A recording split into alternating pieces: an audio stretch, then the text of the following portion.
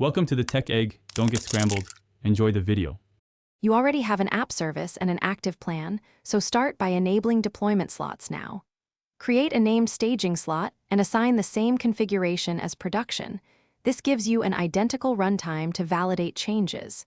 Next, bind your CI/CD pipeline, GitHub Actions, or Azure DevOps to the staging slot so builds deploy automatically into the slot.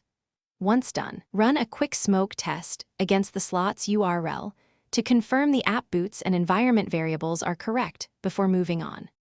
Now configure slot-specific settings. Mark connection strings and secrets as slot settings so they stay with the slot and do not swap. Deploy the release, then warm up the app with background requests to initialize cold paths and cache items.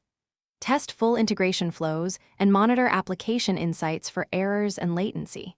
If you need partial traffic validation, use traffic routing to direct a small percentage to the staging slot. Make changes iteratively and rerun tests until metrics meet release criteria. When ready, execute a swap from staging to production.